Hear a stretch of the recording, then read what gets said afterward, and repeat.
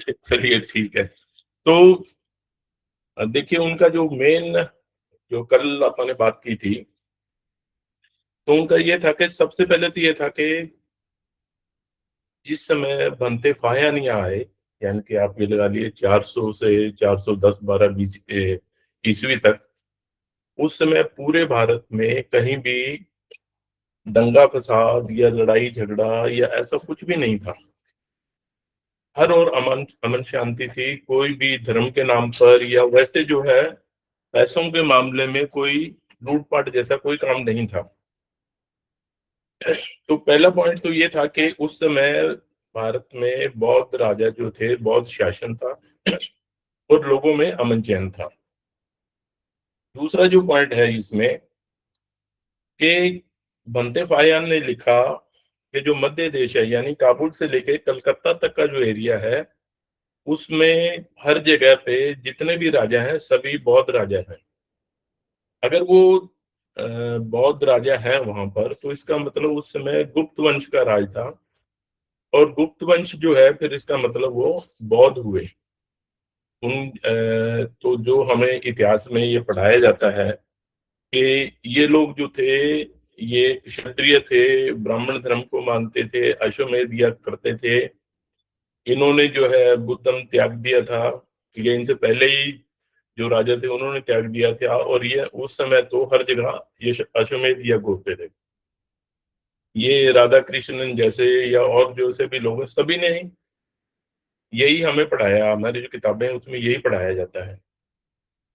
लेकिन बनते फायान ने कहीं भी अपने यानी 12 साल वो यहाँ रहे, जितना समय भी वो रहे, कहीं भी उन्होंने यज्ञ होते हुए नहीं देखा, कहीं पर भी कोई तीर्थ स्थान नहीं देखा, कहीं पर भी कहीं वेद उपनिषद पढ़ाते हुए आश्रम नहीं देखे। तो देखिए अगर ऐसा कुछ हो रहा होता उस समय पे, तो ये नेचुरल था, कुदरती बात थी कि वो इसका जिक्र करते।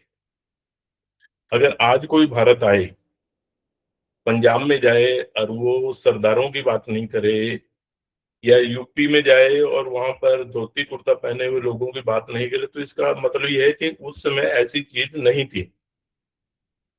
अब ऐसा कोई कारण नहीं है कि बनते फायान कहीं जानबूझ के छुपाए, ऐसी कोई उनमें दिक्कत नहीं थी कि वो उन पे ऐसा शक किया जाए कि उन्होंने जानबूझ के ऐसा नहीं किया। तो चलिए खैर, तो जब उन्होंने लिखा कि सभी राजा बौद्ध थे, और जैसे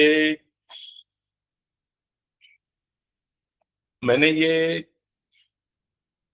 बताया, क्या नाम, कल अपने उस वार्ता में, कि ये सभी लोग जो हैं, ये भिक्षुओं का बहुत आदर करते थे। जब उनको घर पे बुलाते थे भोजन के लिए या उनको दान देते थे, तो अपना मुकुट उतार के एक साइड पे रख देते थे, और एज ए लेमैन जैसे बाकी लोग हैं वैसे ही भिक्षुओं के सामने वो पेश होते थे। तो जब ऐसे आचरण वाले राजा थे, तो उनको ये कहना कि ये ब्राह्मण धर्म को मानते थे, ये सरासर झूठ है। उसके बाद जो था कि सम्राट अशोक के जो है, उन्होंने अपने शिलालेखों में ये लिखा कि मैंने जो राजा जो मेरे से पहले अय्याशी के तौर पे या फन के तौर पे भी जंगल में गए, गाजे बाजे के साथ शिकार किया, इस तरह की यात्राएं करती थी, वो यात्रा मैंने बंद कर दी और अब से मैंने धम्म यात्रा शुरू की है। और धम्म यात्रा के बारे में वो आगे उसको एक्सप्लेन करते हैं कि मैं जो बौद्ध विहार है वहां जाता हूँ, जम्बूद्वीप के अलग अलग बौद्ध विहारों पे जाता हूँ। रास्ते में जो मुझे भिक्षु मिलते हैं उनके साथ मैं बहस करता हूँ, वार्तालाप करता हूँ कि धम्म में कौन सा सिद्धांत सही है, कौन सा नहीं है। ये सभी जो है, कौन सा नया कौन सा पुराना, जो भी वार्ता हो सकती थी, इसको हम कैसे सुधारें, कैसे नहीं करें, ये सभी बातें वो करते थे। तो ये जो धम्म यात्राएं जो थी, ये समय के साथ बदलते हुए, क्योंकि देखिए बुद्ध को देखने का हर आदमी का अपना अलग नजरिया है। मैं उनको एक तार्किक आदमी के तौर पे, एक मानव की तरह देखता हूँ, लेकिन हम में से बहुत से लोग होंगे जो उनको एक सुपरमैन की तरह देखते हैं। कि उनका थोड़ा उसमें अलौकिकता ढूंढते हैं वो। तो समय के साथ क्या हुआ कि ये जो धम्म यात्राएं थी ये रथ यात्रा में तब्दील हो गई। तथागत की मूर्तियां बना के लोग उनमें रथ के ऊपर सजा के उनको क्या नाम जुलूस के तौर पे निकालने लगे। मैं आगे एक्सप्लेन करूंगा भी ये कैसे होता था। और तो ये जो सबसे मेरा जो मेन था ये बात कि जो गुप्त राजा जो है असल में ये लिच्छवी वंश के राजा थे, जिसमें महावीर स्वामी पैदा हुए थे। तो ये लोग देखिए, जब से महाराजा बिंबिसार ने जो है तथागत बुद्ध से दीक्षा ली या त्रिशरण लिया, तब से लेके और महाराज हर्षवर्धन तक कोई भी राजा जो है, मैं दावे के साथ कहता हूं, कोई भी राजा ऐसा नहीं था जिसने ब्राह्मण धर्म का पालन किया हो। और मेरा साथ में ये दावा ये है कि इस समय पे ब्राह्मण धर्म की होंद नहीं थी, अस्तित्व नहीं था। तो अब वो जो क्या करते हैं, वो एक सिक्का लेते हैं। ये महाराजा जो समुद्रगुप्त थे, ये उनका एक सोने का सिक्का है। अब महाराजा समुद्रगुप्त की आपको उनकी एक थोड़ी सी कहानी बता देता हूँ मैं, कि जो चंद्रगुप्त थे और उनकी जो पत्नी थी माता कुमार देवी। जो माता कुमार देवी है, जो सिक्के पे ये दूसरी साइड पे उनका चित्र बना हुआ है, ये बहुत पराक्रमी यानी कि स्त्री थी। ये सिक्के हैं उनके, जैसे ये वाला सिक्का है, ये शेर के साथ अकेले लड़ रही हैं वो। और यहाँ साइड पे जो है ये लिखा है पराक्रम। जितने भी उनके सिक्के हैं उसमें उनका नाम या उनका यानी कि डेजिग्नेशन के तौर पे, उनकी इज्जत के तौर पे पराक्रम शब्द उन्होंने जो है लिखवाया हुआ है। तो अब ये वो कहते हैं कि देखो जी, ये जो है ये अश्वमेध यज्ञ का सिक्का है। इसमें ये जो घोड़ा है, ये इसको क्या नाम बलि दे दी जा रही है। और ये जो महारानी है माता कुमार देवी जो है, इनके हाथ में ये खड्ग है। अब मैं आपसे निवेदन है मेरा कि देखिए, जो उनका यज्ञ करने का एक जो सिस्टम है, एक उनका जो प्रोसीजर है, जो कर्म कांड, उसमें क्या होता है कि कम से कम 3 लकड़ी की लॉग्स यानी कि लट्ठे लेके, वो कम से कम भी 1.5-2 फुट के हों और 8-10 फुट ऊंचे हों, जिसमें 4-5 फुट वो जमीन में गाड़ दिए जाएं और 4-5 फुट ऐसे ऊपर रहे। तो उसमें जिस पशु की बलि देनी है उसको कस के बांध दिया जाए ताकि वह हिले नहीं। जब उसकी गर्दन काटी जाए तो वो तड़प के इधर उधर नहीं घूमे। इस सिक्के में आप देख, इस सिक्के पे जो उनका चित्र है, इस घोड़े को कहीं भी नहीं बांधा गया है। और ये कहते हैं कि यज्ञ वेदी है, यज्ञ वेदी कभी भी ऐसी नहीं होती।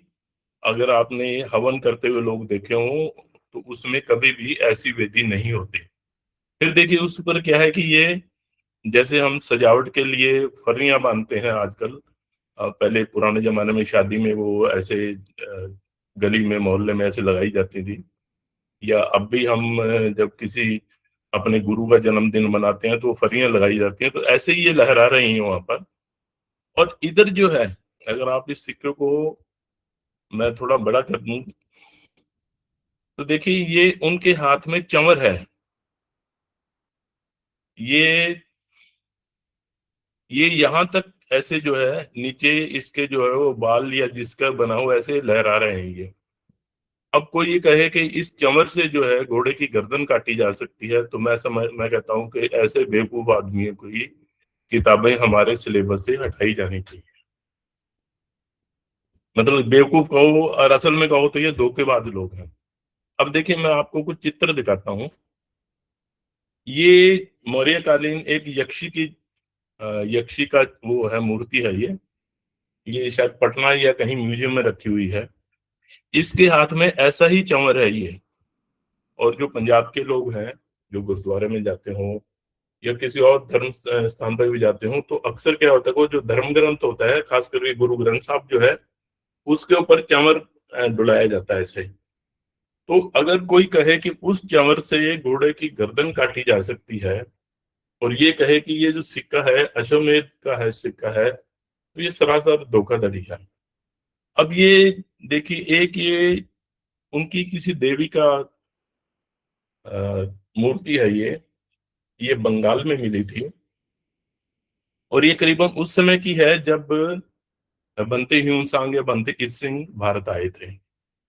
तो अब उसका देखिए आप, खैर भाई इसके हाथ में एक खड्ग है, ये पशु का खून इकट्ठा करने के लिए बर्तन है, इसके 4 हाथ हैं, एक हाथ से इसने खड्ग पकड़ा है, एक में वो बर्तन लिया हुआ है, एक से जिस पशु को मारना है, भैंसे को मारना है, महिष को मारना है, उसके नथुने पकड़े हुए हैं।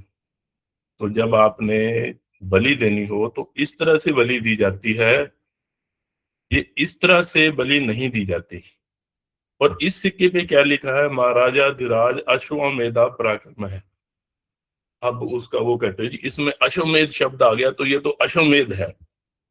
और जो लोग संस्कृत जानते हैं, मेरे जैसे थोड़े कम जानने वाले भी हैं, अगर आप संस्कृत की डिक्शनरी उठाएंगे तो अश्व का अर्थ होता है घोड़ा, और मेधा का अर्थ होता है दिमाग वाला, समझदार। तो इसका अर्थ ये हुआ कि ये हमारे राजा का मेधावी यानी कि समझदार घोड़ा है। महाराजा रणजीत सिंह है या और बहुत से लोग हैं, गुरु गोबिंद सिंह है, क्यों मैं पंजाब का तो वहां की ज्यादा मैं जानता हूँ। उनके जो घोड़े हैं उनके बारे में बहुत से किस्से मशहूर हैं कि वो इतने समझदार होते थे, इस तरह किया, उन्होंने ये काम किया। और पराक्रम शब्द जो है ये माता कुमार देवी के लिए होता था। समुद्रगुप्त जो है, मैं उनकी बात बता रहा था कि इन्होंने, चंद्रगुप्त ने ये अपना जो राज स्थापित किया। समुद्रगुप्त उनके बेटे थे, और उनसे बड़ा बेटा कोई और था, नाम मेरे को ध्यान नहीं है। तो उन्होंने ये कहा कि मैं अपना जो सिंहासन है, अपनी जो गद्दी है, इसको देना चाहता हूँ। लेकिन वहां उस समय सवर्ण ब्राह्मण थे, और बौद्ध भिक्षु जो थे वो बोले कि नहीं, इस लड़के को, इस राजकुमार को गद्दी नहीं देनी, समुद्रगुप्त को गद्दी देनी है, क्योंकि ये धर्म का पालन बेहतर ढंग से करते हैं। तो अब जिस आदमी को, जिस राजकुमार को बौद्ध भिक्षुओं ने राजा बनवाया हो, और उनके सिक्के को आप ये कहो कि ये अश्वमेध यज्ञ का सिक्का है, तो अब मैं कुछ नहीं कहना चाहता। मन में तो बहुत कुछ है, लेकिन मैं नहीं कहना चाहूंगा। और यही हमारा इतिहास, इस ढंग से हमें पढ़ाया जाता है।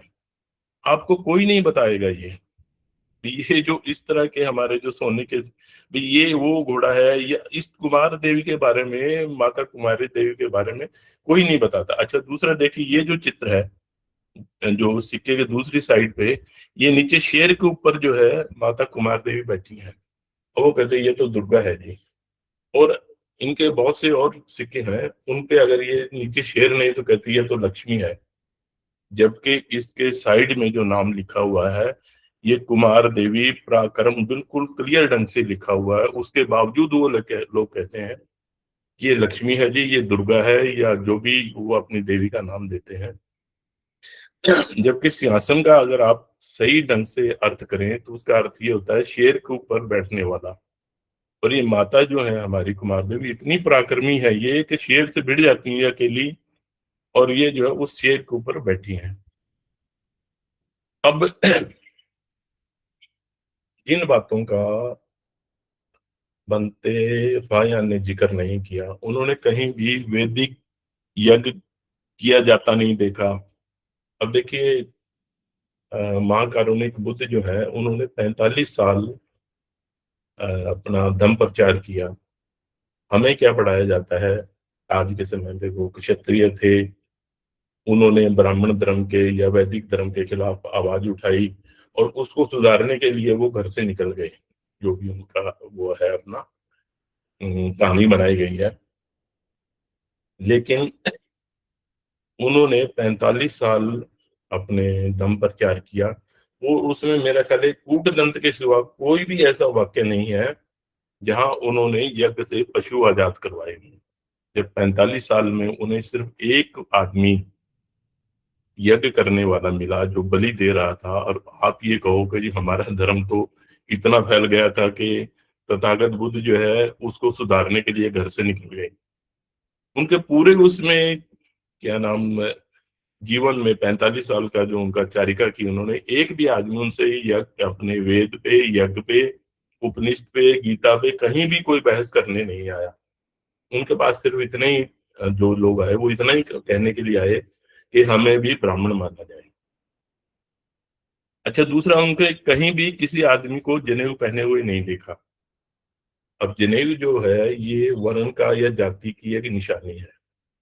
और जो उनका मनुस्मृति है उसमें ये कहा जाता है कि जो ब्राह्मण है वो कपास का बना हुआ जनेऊ पहनेगा, यानी कि उसके शरीर से आपको दूर से दिख जाएगा कि ये ब्राह्मण है। जो क्षत्रिय है वो ऊन का बना हुआ पहनेगा ये, और जो वैश्य है वो पटसन का या सन का बना हुआ जो है वो जनेऊ पहनेगा। शूद्र को तो पहनने का अख्तियार ही नहीं था, तो दूर से देख के आपको ये पता लग जाता था। अगर लोगों ने जनेऊ पहना होता तो बनते फायान जरूर लिखते कि देखिए भी उस आदमी ने कपास का वो ऐसे पहना हुआ था, धागा पहना हुआ, तो मैं समझ गया कि ये ब्राह्मण है। उसने ऐसा ऊन का पहना हुआ था तो मैं समझ गया ये क्षत्रिय है। लेकिन उन्होंने ऐसा कहीं नहीं लिखा। और सबसे बड़ी बात, उनके समय तक जितनी भी मूर्तियां बनी हैं, चाहे सम्राट अशोक ने बनाई हो, सम्राट कनिष्क ने बनवाई हो, चाहे गुप्त राजाओं ने बनाई हो, आप यहाँ तक जाके देख लीजिए कि जो गुप्त शासन काल में जो अजंता एलोरा की गुफा बनी है वहां पर भी किसी मूर्ति के जनेऊ पहना हुआ नहीं है। तो इसका अर्थ ये है कि उस समय तक जाति नहीं बनी थी, और छुआछात की तो बात ही छोड़ दीजिए, भी ऐसा तो पॉसिबल ही नहीं है। उन्होंने देखिए मेरा ख्याल बनते पायन जो 12 साल भारत रहे, उन्होंने कहीं भी, वो देखिए बहुत से बिहारों में गए, बहुत से हमारे जो विश्वविद्यालय वहां गए, उन्होंने भिक्षु देखे, नंगे साधु देखे, निगंठ देखे, सभी लोग देखे, आजीविक देखे, लेकिन कहीं भी उनको ब्राह्मण आश्रम नहीं मिला।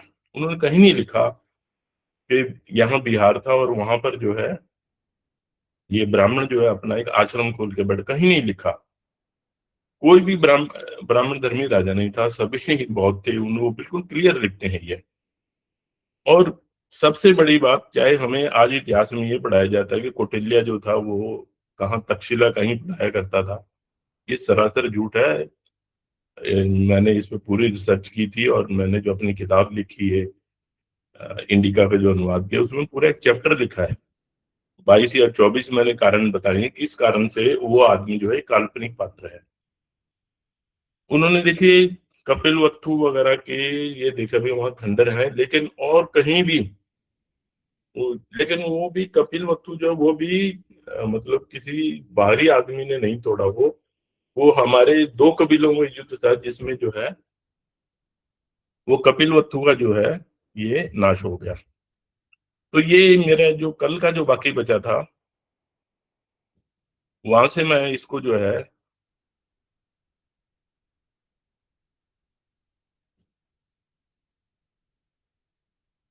ये मेरा कल का हिस्सा बाकी रह गया था। आज का जो है तो मैं जो उसके बाद क्या है कि बनते ह्यूनसांग आए और बनते इत्सिंग आए।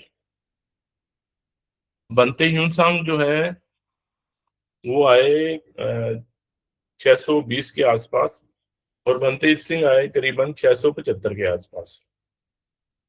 तो अब जो ये बंटी हुमसंग जो है उनका थोड़ा सा जीवन शॉर्ट में बता देता हूँ, और मैं चाहता हूँ कि लास्ट में 5 से 7 मिनट अपने पास बच जाए, तो जिसका भी जो सवाल हो। स्टॉप शेयरिंग, तो वो मुझसे पूछें, क्योंकि मैं ये चाहता हूँ कि देखिए ये जो मैं विचार अपने आपके साथ साझा कर रहा हूँ, ये है कि हमारा समाज अपना इतिहास जाने, जितना मैं जानता हूँ कम से कम इतना तो जाने, अपना उससे फालतू जाने। तो ये जब कल को किसी और के सामने बात जाए, ये ऐसा तो ही नहीं कि मैंने घर पे रखनी है। तो अगर आप मेरे को सवाल पूछेंगे तो मेरे को एक तैयारी होगी अपने पास, हम बैठ के डिस्कशन करेंगे। कल को जब भी कोई कोर्ट में केस करे या कहीं और ऐसा बात हो तो हम उसको जवाब दे पाए कि नहीं भैया ये चीज है।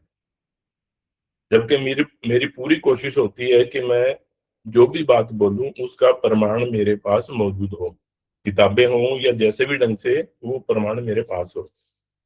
तो बंटी यूनसांग जो है, खैर उनका शॉर्ट में जीवन बता देता हूँ। 20 साल की उम्र में वो भिक्खु बने और 629 में वो भारत आए।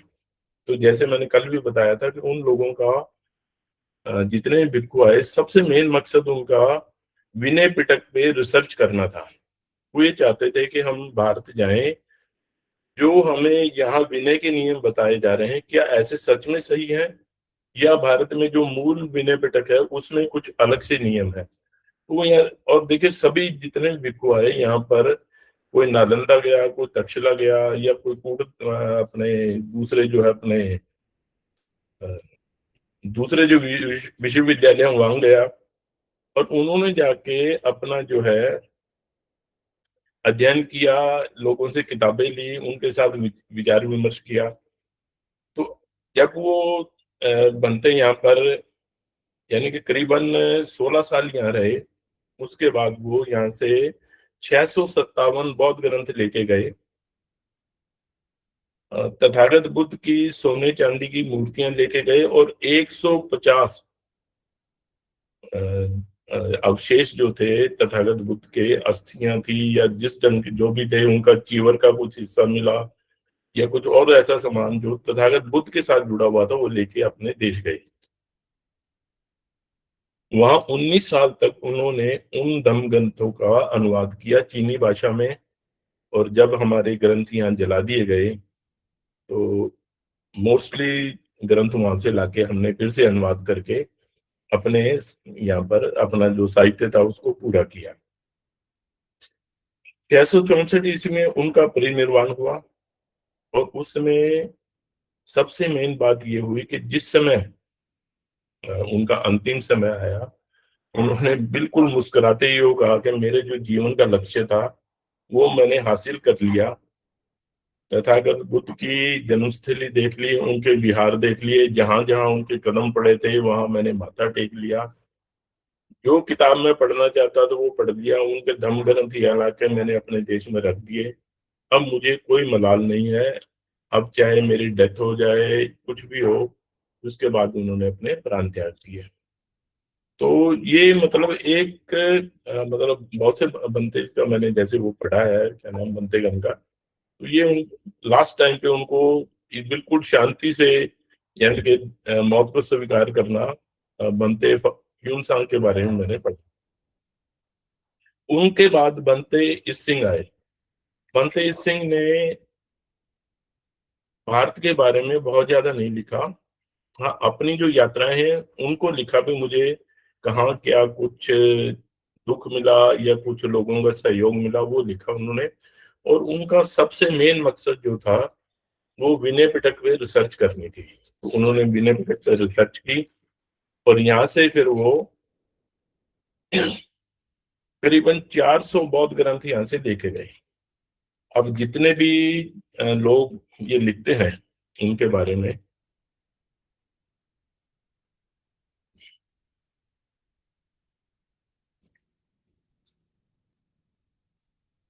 तो वो सभी लोग एक ही बात लिखते हैं कि वो संस्कृत ग्रंथ लेके गए, संस्कृत ग्रंथ लेके गए, क्योंकि ये उनको सूट करता है जो लिखते हैं। उनमें से कोई भी ये नहीं कहता कि वो पाली ग्रंथ लेके गए। जो पाली ग्रंथ लेके जाएंगे तो वो तथागत बुद्ध का संदेश लेके जाएंगे। तो जब मैंने ये पढ़ा तो मैंने, मतलब थोड़ा बुरा लगता है, अटपटा लगता है, लेकिन हमारा इतिहास, वो हमारी चीजें वो हमें ऐसे ही बताते हैं। और 25 वर्षों तक वो भारत और श्रीलंका और मलाया, ये इन द्वीपों पे गए, वहां से उन्होंने दमगंध इकट्ठे किए, अपने देश गए, और फिर वहां पर उनका जो है अनुवाद किया। 79 79 साल की उम्र में उनकी उनका परिनिर्वाण हो गया। अब जो इन दो बनतेगण ने जो भारत में विहारों का हाल देखा, बौद्ध स्थलों का हाल देखा, उनका मैं थोड़ा सा आपको जिक्र कर देता हूँ। देखिए उन्होंने विहार तो बहुत देखे, लेकिन अपना मकसद जो है मेन ये था कि उन्होंने भारत में क्या खास चीज देखी।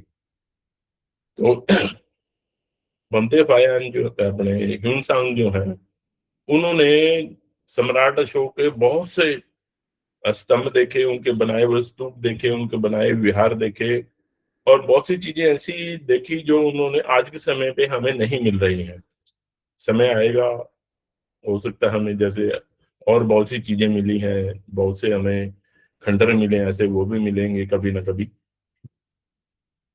तो एक उन्होंने जो लिखा है, एक जो खास चीज है उनकी, कि चाओ हू ली नामक कोई चीन में जगह थी, वहां पर तथागत बुद्ध की विहार के दोनों साइड पे 90-90 फुट ऊंची जो है पत्थर की मूर्तियां लगी हुई थी, बहुत चमकीली, बहुत सुंदर बनी हुई थी।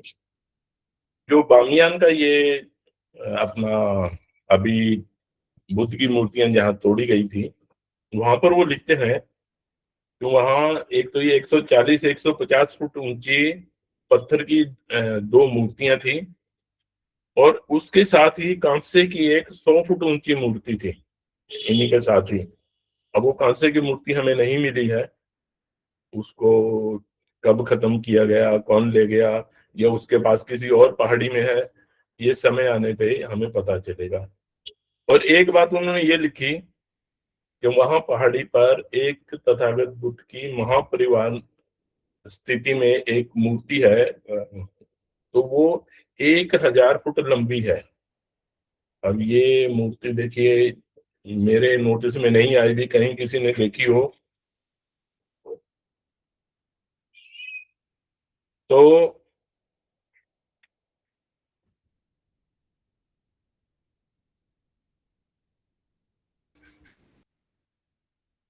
तो ये मूर्ति देखिए हमें नहीं मिली अभी तक, अगर कभी मिलेगी तो हम जान पाएंगे कि बनते हुए इंसान कहाँ तक गए थे। एक उन्होंने कपिसा में जो है तथागत बुद्ध की 18 फुट ऊंची चांदी की मूर्ति देखी, जो वहां के राजा ने बनाई थी। एक हड्डा नाम का स्तूप है, जहां पर कल मैंने सम्राट अशोक की मूर्ति आपको दिखाई थी, जिसमें वो बड़े ऐसे सोच विचार के ढंग से बैठे हैं। तो उस विहार पे भी, स्तूप पर भी वो गए, और वहां पर उस समय वो 2 मंजिला था, यानी कि 600 650 ईस्वी तक हमारे ये स्तूप ये कायम थे यहाँ इस धरती पर। उसके बाद किसने तोड़े, कैसे तोड़े, ये इतिहास की बात है। अब मैं आपसे बात करना चाहूंगा कि जो 400 ईस्वी में बनते फायान आए, और 675 ईस्वी में बनते ईत्सिंग आए, और बीच में 600 हुआ है अपने क्या नाम है 630-29 में बनते ह्यूनसांग आए। इस दौरान भारत में क्या फर्क पड़ा? तो देखिए, जो बनते फाया ना, उन्होंने किसी यज्ञ का, किसी धर्म ब्राह्मण का भी उन्होंने उल्लेख नहीं किया है। लेकिन ह्यूनसांग जो आए, बनते ह्यूनसांग जो आए, उन्होंने ये कहा कि जगह जगह पर ब्राह्मण जो है उन्होंने अपने डेरे स्थापित कर लिए हैं। सॉरी, वे भिक्षुओं के साथ जो है झगड़ा कर रहे हैं, तकरार कर रहे हैं। ये है 650 640 ईस्वी की बात है ये। यानी कि इन 250 साल में, 200 साल में ब्राह्मण जो थे वो भिक्षुओं के बराबर हो गए थे, उनसे झगड़ा कर रहे थे। थोड़ा कम होंगे, लेकिन उनसे झगड़ा करने की स्थिति में आ गए थे। जो दूसरे बनते सुंगयुन आए थे, उन्होंने सिर्फ इतना लिखा है कि जो गंधार का एरिया है, काबुल का एरिया है, तक्षशिला का एरिया है, यहाँ पर हूण राजा जो है मेहरगुल, उसका शासन, उसके किसी सरदार का शासन है, और वो बौद्धों को बहुत तंग करता है। लेकिन जो बनती हूण सांग के समय पर यहाँ पर जो है अपने ब्राह्मण जो है वो भी अपना धर्म का प्रचार करने लग गए थे। जो सबसे मेन चीज है, जिसे हम भारतीय संस्कृति कहते हैं, बहुत से लोग स्टेज पे खड़े हो कहते हैं ये हमारी भारतीय संस्कृति है। ये भैया, भारतीय जो संस्कृति है ये बौद्ध संस्कृति है, ये आपकी संस्कृति नहीं है। मैगथिनी जाए यहाँ पर, वो लिखते हैं कि जब दो राजा आपस में लड़ते थे, तो किसान जो है साथ वाले खेत में काम कर रहा होता था, और उसे पता होता था कि कोई भी राजा उसको छेड़ेगा नहीं, उसकी फसल को नहीं छेड़ेगा। फसल को खत्म करना, रौंदना जो है, वो ये मानते थे ये पाप है। भारतीय लोग जो है, आज आज भी हम कहते हैं कि अन्न क्या है, वो देवता है, अन्न देवता बोलते हैं हम जो है। ये हमारी तब से चली आ रही भावना है, हम अन्न का आदर करते हैं। तो ये हमारा एक वो उस समय से जो मैथिली जो उन्होंने भी ये लिखा कि भारतीय लोग ईमानदार है, पैसे का लेन देन वो बिना लिखा पढ़ाई करते हैं और एक दूसरे पे विश्वास करते हैं। यही चीजें इन बनतेगन ने लिखी। लेकिन यहाँ भारत में 675 में जब 640 में जो बनते ह्यून थे, वो इलाहाबाद से अयोध्या जा रहे थे, तो रास्ते में उनको देवी के अब नाम नहीं लूंगा कौन देवी थी, उसके जो भक्त हैं उन्होंने उनको बलि के लिए पकड़ लिया। आप ये सोचिए कि जहां बनते ह्यून ने पूरा इंडिया घुमा, पूरा भारत घुमा, रास्ते में कोई लुटेरा नहीं मिला, कोई उनको धक्केशाही करने वाला नहीं मिला, लेकिन बनते ह्यून को जो है अयोध्या से, अपने इलाहाबाद से, प्रयाग से और अयोध्या जाते हुए रास्ते में पकड़ लिया, उनको बांध दिया गया। लेकिन क्योंकि वो रंग गोरा चिट्टा था उनका, तो वो कह रहे इसकी बलि देंगे। लेकिन तभी बहुत तेज से आंधी आई, कुछ बारिश हुई, तो वो वहां से बच के निकल गए। तो देखिए ये जो बनते फायन है और उनके बाद ये आए कि 200 साल में समझो इतना अंतर बढ़ गया था। और जब उनके 30 साल 40 साल के बाद बनते सिंह आए, तो उनको रास्ते में लूट लिया गया, उनका सारा सामान छीन लिया गया। और मेरे ख्याल में उनके 4 या 5 बार ऐसा हुआ कि उनके साथ मारपीट हुई, उनको लूटने का प्रयास किया गया। और भिक्खू के पास तो होता भी क्या है, तो किताबों के सिवा उनके पास और क्या था। तो उनसे मारपीट हुई, कई बार उनको अपनी जान बचाने के लिए भागना पड़ा या लोगों की सहायता लेनी पड़ी। तो जो हमारी भारतीय संस्कृति थी ना, वो इससे पहले थी, जब तक सम्राट हर्षवर्धन का राज था तब तक हमारी भारतीय संस्कृति थी। उसके बाद जो संस्कृति बनी, जो लूटपाट की संस्कृति बनी, धर्म के नाम पे दंगे करने वाली संस्कृति बनी, ये हमारी भारतीय संस्कृति नहीं है। और उसके बाद जो है अलबरूनी आए। देखिए अभी थोड़ा टाइम है मेरे पास। अलबरूनी आए, अलबरूनी ने पूरा डिटेल में लिखा भारतीय में, यहाँ भारत में जातियां भी हैं, यहाँ छुआछात भी है, और यहाँ हर राजा, जो छोटे छोटे राजा थे जो अपने आप को चक्रवर्ती राजा कहलाना चाहते थे, वो अश्वमेध यज्ञ करते थे। और उन्होंने एक बड़ी, मतलब वो क्या बोलते हैं उसको, हास्यास्पद बात लिखी बड़ी, यानी कि ऐसी बेवकूफाना ये लोग काम करते कि जहां वो अश्वमेध का घोड़ा लीड करता था, वहां ये जो उनके साथ पुरोहित जाते थे वहां यज्ञ करने बैठ जाते थे। तो एक समय हमारा वो था जब तथागत बुद्ध बोले ब्रह्मज्ञान सूत्र में, किसी बात को तब तक नहीं मानो जब तक आप उसका टेस्ट नहीं कर लो, जांच नहीं कर लो। और एक समय हुआ आया कि जहां घोड़े ने लीद कर दी वहीं आप यज्ञ करने बैठ गए।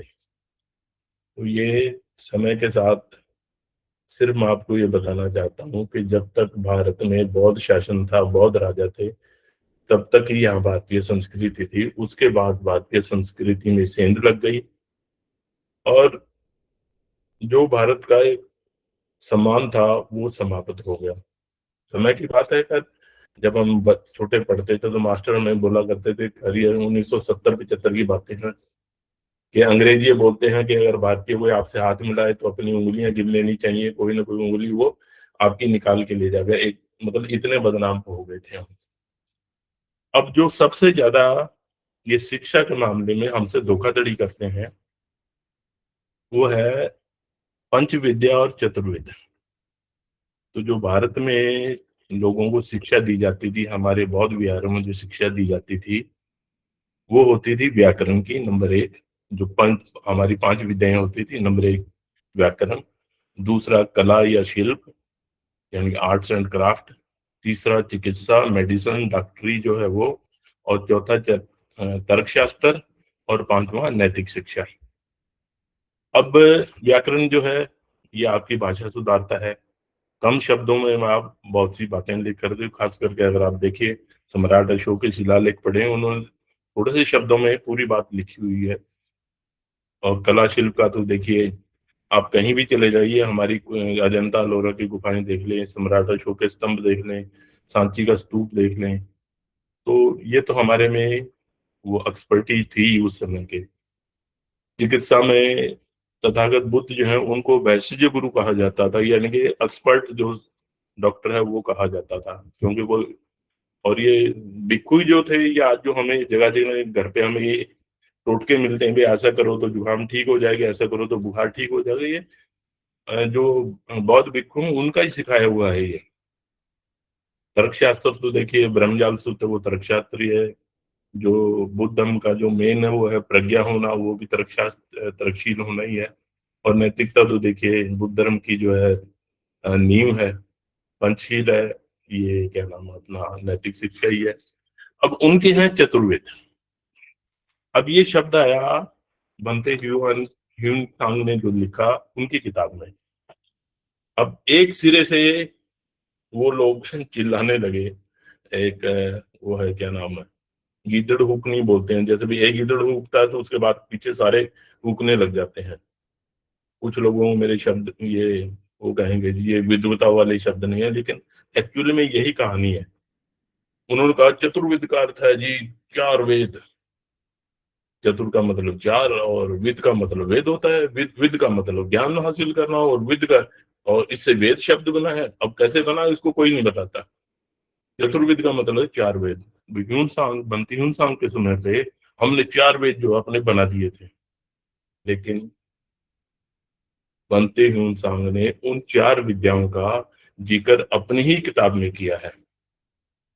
वो कहते हैं 4 विद्याएं जो थी वो है शू, SHOU, शाऊ या शू, जिसका अर्थ है शरीर को पहलवानी की तरह दंड करके, दंड बैठ के निकाल के या योग करके प्राणायाम करके शरीर को सॉलिड बनाना। दूसरा उनका है तजु, TZU, तजु, यानी कि पूजा और कर्मकांड करना कैसे करना है, दाएं हाथ से दीपक घुमाना है, बाएं हाथ से घुमाना है, ये चीजें जो है ये उसमें तजु में आती। दूसरा वो ये विद्या सीखते थे। तीसरा है पिंग, PING, पिंग, यानी रस्मी आचरण। कोई पुरोहित आया तो आपने लंबे लेट के दंडवत होकर उनको प्रणाम करना है, या जब आपने लड़ाई लड़नी है तो कैसे आपने जो है तलवार इधर करनी है, या जो नहीं वो लाठीबाजी और वो सब सिखाते हैं, ये उनका पिंग का था। और तीसरा है शू, SHU, शू, यानी कि कला सीखना। कोई भी कला सीख लो आप, चाहे, और ये अलग बात है कि मनुस्मृति में लिखा गया है कि जो शिल्पकार होते हैं ये शूद्र होते हैं। तो अब ये जो है बात ये कि उन्होंने ये वेद जो है उस समय पे लिख दिए थे, ऐसा ये झूठ है। क्योंकि यूनेस्को ने पूरी दुनिया में से जितने भी प्राचीन ग्रंथ हैं वो इकट्ठा किए, धम्मपद भी किया, त्रिपिटक भी किया, ऋग्वेद भी किया, सामवेद भी, ये सभी उन्होंने इकट्ठा किए हैं। बाइबल और जिंदावस्ता, कुरान और जहां जहां मिली है। जो ऋग्वेद की सबसे पुराना ग्रंथ है उसकी जो सबसे पुरानी कॉपी जो यूनेस्को को दी गई है, उनके साइट पे है, यूनेस्को की साइट पे, वो 1464 ईस्वी की है, यानी कि गुरु नानक के जन्म से 5 साल पहले की। तो अब आप देखिए, जो किताब 1464 ईस्वी में लिखी गई है, वो कहते हैं इससे पुरानी हमारे पास नहीं है। अब ये इस पे मैं बहस नहीं करूंगा कि जब हमारे सम्राट अशोक ने आज से 2300 साल पहले चट्टानों पे लिखवा दिया, तो आपको वेद लिखने में क्या दिक्कत थी? आप भी लिखवा सकते थे। उन चट्टानों पे उन्होंने 5 बौद्ध जो किताबें हैं उनका नाम लिखा, जिसका मतलब उनसे पहले ही वो किताबें लिखी गई थी। तो अब ये कहना का नहीं जी हम तो हमारे लिए बहुत पुराने हैं, उससे भी, बुद्ध से भी पहले, और तथागत बुद्ध ने इनके खिलाफ जो आवाज उठाई थी। अब एक उस समय जो होता था विजयदशमी के दिन, जिस दिन सम्राट अशोक ने ये प्रण लिया कि मैं तलवार छोड़ के धम्म विजय करूंगा, उस दिन जो है भारत में रथ यात्राएं निकलती थी। तो उन रथ यात्राएं जो है सबसे पहले शुरू हुई है अपना खोतान में, चीन में, और उसके बाद फिर ये तक्षशिला में, मथुरा में और इधर पालीपुत्र तक जो है, जिसे हम पाटलिपुत्र ये लोग कहते हैं, वहां तक जो है, और पूरे इंडिया में ये फैले। मैं इसका संक्षेप में आपको बता देता हूँ। खोतान में जो है पहली तारीख, जो आसोज, जिसे हम देसी भाषा में आसोज का महीना बोलते हैं, जब दशहरा आता है या विजयदशमी का दिन आता है, उसकी पहली तारीख से लेकर 14 तारीख तक, यानी जो पूरा पखवाड़ा है वो, उसमें खोतान में जश्न मनाया जाता था। वहां पर जो मेन विहार है, वहां पर 35 फुट ऊंचा रथ तैयार किया जाता था। उसमें तीन मंजिल पे तीन तीन मूर्तियां रखी होती थी। एक बुद्ध की, दो बोधिसत्व की। बुद्ध तो मूर्ति बुद्ध की हो गई, और बोधिसत्व में एक जो है धम्म के लिए रखी जाती थी और एक संघ के तौर पर रखी जाती थी। वो उसका प्रतिनिधित्व करते थे कि ये अपना, उसके तौर पे ये जो है हमारा संघ है और ये हमारा धम्म है। और बीच में तथागत बुद्ध की मूर्ति होती थी, और इसको पूरे शहर में घुमाया जाता था। 3 दिन ये जो है अपना रथ यात्रा चलती थी आने जाने में। और उसके तीनों दिन हर घर में, हर विहार में, हर राजमहल में दीपक जलाए जाते थे। ये एक अलग से वो है, बीच में मैं बता दूं, मैं ऋग्वेद का मैंने अनुवाद पढ़ा तो उन्होंने लिखा कि संस्कृत भाषा में जो कृत्रिम रोशनी की जाती है, यानी कि जैसे हम बल्ब जलाते हैं, दीपक जलाते हैं, मशाल जलाते हैं, उनके लिए कोई शब्द नहीं है। और उसके बाद पालीन में जो बुद्ध की अपने रथ यात्रा निकलती थी, वो शुरू होती थी जहां पर, जिस विहार से सम्राट अशोक ने धम्म विजय का प्रतिज्ञा की थी, वहां से, और जो वहां का जो मेन विहार है वहां तक जाती थी। तो वो लिखते हैं कि जो राजसी परिवार के लोग थे, वो सफेद का वस्त्र धारण करके आते थे। विहार पहुंच के अपना मुकुट और जो राजसी जो भी निशानियां वो उतार के रख देते थे, और वो रथ को वहां से खींच के बाहर लेके आते थे। उसके बाद जनता जो है सारे शहर में घुमा के, और जो मेन विहार है वहां रख देते थे। और दसवीं को, जो विजयदशमी का दिन है, उसको फिर वो रथ यात्रा को वापिस अपने घरों पे, अपने विहार में ले आते थे। और इस तरह से इस रथ यात्रा का यानी कि समापन हो जाता था। अब वो, उस जो रथ था ये इतना विशाल होता था, 70 फुट ऊंचा बनता था ये। इसको विमान कहा जाता था। तो ये जो बहुत से विद्वान जो है वो कहते हैं जी हमारे तो पूर्वज जो जहाजों में उड़ते थे, ये देखिए विमान शब्द है, तो विमान का अर्थ है बड़े साइज का गड्ढा, या जो क्या, बैल जो खींचते हैं, मतलब वो पंजाबी में गड्ढा बोलते हैं, अब इधर बुक्की शायद बोलते हैं हरियाणा में, थोड़ी बड़े साइज की होगी तो वैसा हम एक रथ बनाते थे 70 फुट ऊंचा, उसको विमान बोलते थे। और उसमें जो है इसी तरह से जब, लेकिन पालीन बुद्ध में क्या हुआ कि इसमें थोड़ी चेंज ये हुई कि तथागत बुद्ध की मूर्ति रखी है, और साथ में एक स्त्री की मूर्ति रखी है, उसको माता कह लो, या आप ये समझिए भिक्षुणी संघ जो है उसका प्रतिनिधित्व के तौर पे एक मूर्ति वो रखी जाती थी।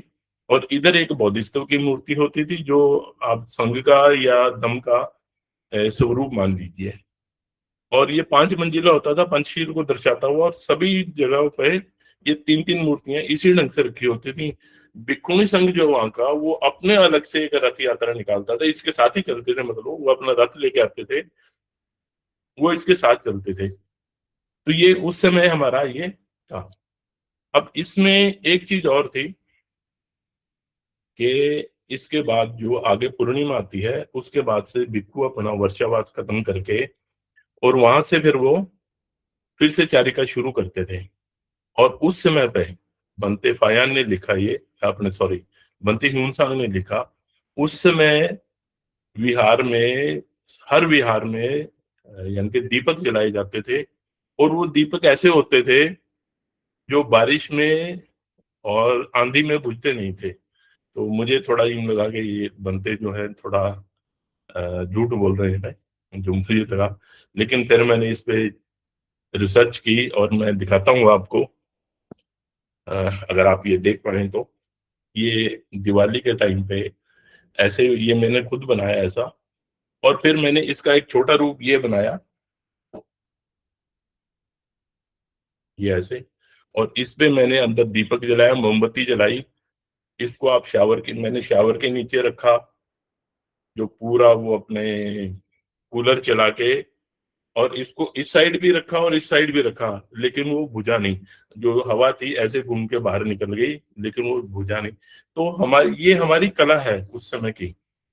तो ये देखिए, मैंने कोशिश की है जितना जानकारी आपसे साझा कर सकूं, थोड़े समय में मैंने किया है। तो आपका बहुत बहुत साधुवाद, आपने सुना मुझे। नमो बुद्धाय। जय